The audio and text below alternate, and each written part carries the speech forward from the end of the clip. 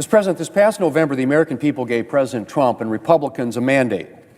Now the time has come to begin executing on it. Mr. President, one of the most important issues in this last election was the illegal immigration crisis. And that's the topic of the first vote that we're holding in the Senate under Republican majority. For the last 4 years, the Biden administration's open border policies have wreaked havoc in both border communities and those far from the border. One of those communities is Athens, Georgia, where 22-year-old nursing student Laken Riley was murdered by an illegal immigrant while out for a morning jog last year. Laken's murderer not only entered the country illegally, he was arrested twice in the United States and never deported.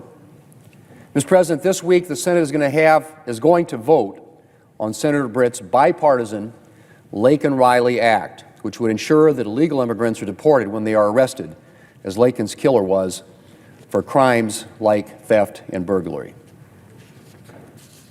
And while this bill sounds like a common-sense measure, and it is, Senate Democrats uniformly opposed it last year despite the bill receiving bipartisan support in the House of Representatives. We'll see what they do when the new Senate majority brings it up for a vote. Mr. President, we're also going to be taking a vote to support our ally Israel, something my friends across the aisle seem to struggle with from time to time. After the International Criminal Court issued arrest warrants for Israel's Prime Minister and Foreign Defense Minister in November, I called on the Democrat leader to bring up an ICC sanctions bill that had already passed the House, again with bipartisan support.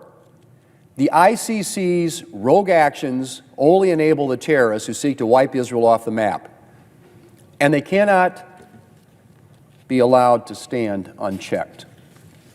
In November, I promised that if Leader Schumer wouldn't bring the ICC sanctions bill to the floor, Republicans would. And we'll soon fulfill that promise and have a vote to support our ally Israel.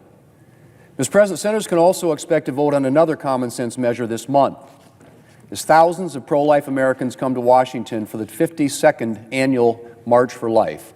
We'll take up the Born Alive Abortion Survivors Protection Act. This straightforward bill simply states that a baby born alive after an attempted abortion is entitled to the same protection and medical care that any other newborn baby is entitled to. This vote will ask Democrats to answer whether a living baby born after an attempted abortion should be provided with medical care or be left to die. It shouldn't be a hard question. Mr. President, the Senate will also be working to get President Trump's team in place. Beginning next week, Senate committees will hold hearings on the President's nominees. We will work to ensure each nominee has a fair process without unnecessary delays or obstruction.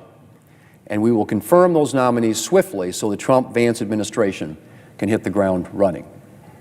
Finally, Mr. President, Republicans in Congress are hard at work preparing to address some key priorities through the budget reconciliation process. We have a lot to do there. To begin with, the border security policies we expect President Trump to implement will need to be fully funded to maximize their effectiveness. Increasing the number of Immigration and Customs Enforcement officers and Border Patrol agents, increasing detention space, and providing barriers and technology are just some of the resources needed to secure the border. Mr. President, border security is one key part of providing for our national security. Investing in our military is another.